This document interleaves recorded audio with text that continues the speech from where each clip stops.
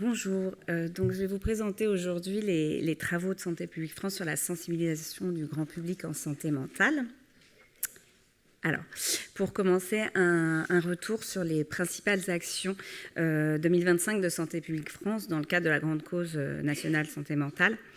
Donc l'année 2025 a été ponctuée de différents temps de publication sur la santé mentale, avec notamment la publication d'un référentiel des compétences psychosociales à destination des professionnels, et puis la publication de différentes données de prévalence des troubles psychiques, conduite suicidaire et recours aux soins en population générale ou clinique, enfants et adultes.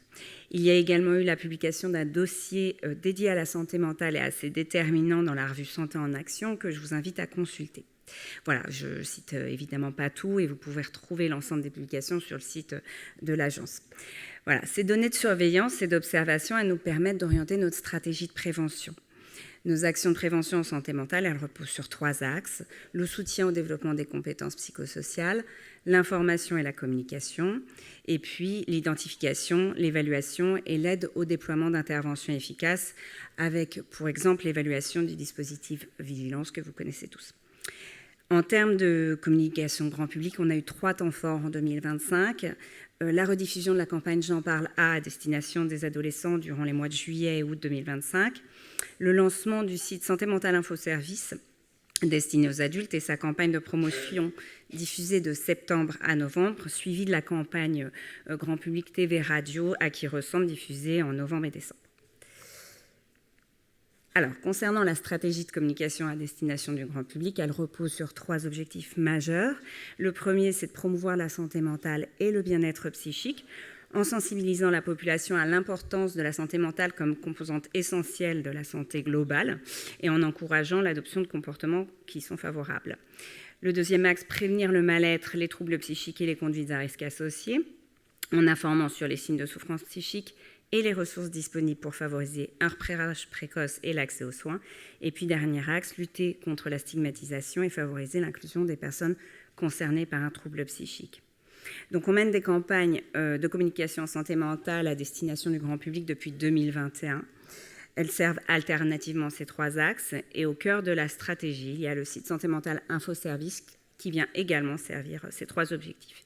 Et puis, pour cibler plus finement les populations spécifiques et vulnérables, on mène des partenariats avec des dispositifs d'information et des dispositifs d'aide à distance. Alors, pour faire le fameux focus sur le site Santé mentale Info Service, on s'est appuyé sur une méthodologie spécifique pour concevoir ce site. Donc, c'est un site qui répond aux besoins du grand public. Selon nos études, on sait par exemple que 68% des répondants se déclarent mal informés sur les symptômes des troubles psychiques, 55% sur ce qu'il faut faire pour prendre soin de sa santé mentale et 50% ne savent pas où chercher de l'information en santé mentale. Le site repose sur la littérature scientifique avec l'identification de comportements à promouvoir qui ont un impact positif sur la santé mentale. Et il s'aligne aussi sur les modèles internationaux validés, évalués ou inspirants, comme Every Mind Matters au Royaume-Uni, Beyond Blue en Australie, Depression.org en Nouvelle-Zélande. Voilà, c'est un site qui a été co-construit avec les personnes concernées par l'intermédiaire d'une communauté en ligne, sollicitée pendant plusieurs semaines et recrutée selon le sexe, l'âge, le CSP, le niveau de diplôme et de littératie, l'état de santé mentale et qui inclut également les proches aidants. Évidemment, c'est un site qui propose des contenus fiables, qui reposent sur des données scientifiques relues par des comités d'experts et des parties prenantes. Et puis, c'est un site qui a été conçu pour être accessible à tous, avec une attention particulière portée aux personnes à faible littératie numérique ou à faible littératie en santé et aux populations les plus vulnérables, notamment les personnes isolées ou les personnes en situation de précarité. Le site a 3 objectifs principaux: informer sur la santé mentale dans toutes ses dimensions, en la positionnant comme un concept positif qui fait partie de la santé globale et présente dans tous les aspects et moments de la vie. Deuxième objectif, faire connaître les différentes façons de prendre soin de sa santé mentale, des habitudes de vie jusqu'à l'orientation vers un professionnel en cas de souffrance psychique, et puis disposer d'un lieu d'atterrissage pour les campagnes de communication. La cible, c'est la population française adulte de plus de 18 ans, avec une attention particulière pour les personnes donc, à faible littératie et en situation de vulnérabilité.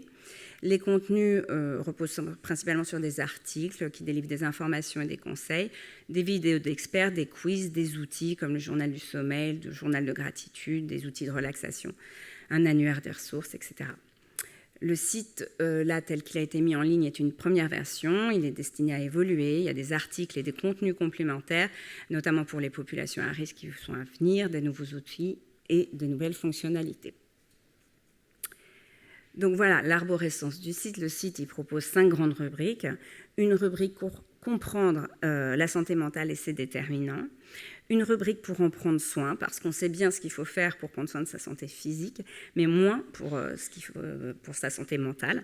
Donc on informe sur les liens entre santé mentale et un ensemble de comportements donc, qui sont favorables, avec des conseils et outils pour inciter leur adoption. Donc on peut citer le fait de bouger plus, se relaxer, reconnaître ses émotions, se centrer sur le positif, bien dormir, manger mieux, être là les uns pour les autres, réduire sa consommation de substances, s'aérer et s'exposer à la lumière du jour, pratiquer un loisir et évidemment parler quand ça ne va pas. Tout ça sont des comportements qui ont un impact positif sur la santé mentale et qui sont validés.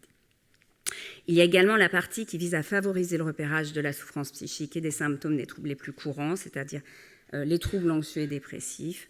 Et puis, bien évidemment, les rubriques « Aider un proche » ou « Trouver de l'aide » avec toutes les informations nécessaires sur les différentes ressources, depuis l'aide en ligne jusqu'aux professionnels de santé. Le bouton jaune en haut à droite, qui est le bouton d'aide, est constamment présent lors de la navigation et permet d'accéder au 31 14 en cas d'idée suicidaire ou en 15 en cas d'urgence. Donc encore une fois, c'est une première version du site. On a prévu de le faire évoluer en termes de contenu et d'outils pour accompagner la stratégie à long terme de promotion de la santé mentale, car on sait qu'il faut du temps pour changer les comportements, comme on a pu le voir et comme on peut le voir pour les autres problèmes de santé publique, comme le tabac, l'alcool, l'alimentation, etc. En termes d'évolution, pour 2026, on a d'ailleurs prévu de développer davantage l'article sur le lien social.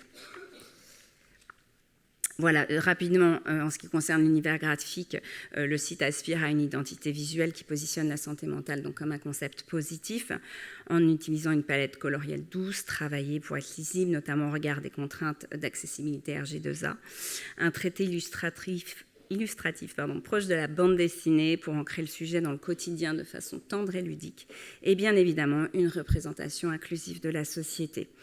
Voilà. Quelques illustrations ici, donc des vidéos d'experts ou d'outils audio, vidéo ou outils à télécharger, donc que je vous invite plutôt à découvrir sur le site, ce sera plus intéressant.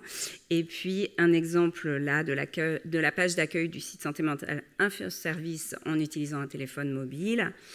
Un exemple d'article ici, c'est l'article s'aérer ou encore d'un autre article, me semble-t-il, oui, aider un proche.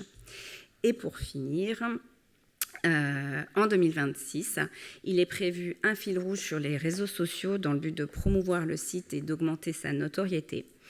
Et il consiste à produire 4 posts contenant des stories, des vidéos, des carousels publiés chaque mois sur Facebook et Instagram et renvoie vers une page dédiée du site.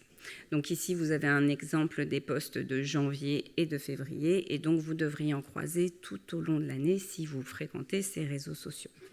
Voilà, je voudrais simplement finir en rappelant que les actions de communication doivent s'inscrire dans un ensemble d'actions de prévention. Améliorer la santé mentale, ça repose sur une approche intégrée et collective. C'est un peu le thème de la journée. Des campagnes nationales pour sensibiliser, des outils numériques pour informer et orienter, des professionnels pour accompagner en proximité et des actions locales pour ancrer ces changements dans le quotidien, le tout rendu possible par des politiques publiques qui agissent également sur les déterminants, pas seulement individuels justement, mais aussi structurels, sociaux, environnementaux. Voilà, je vous remercie.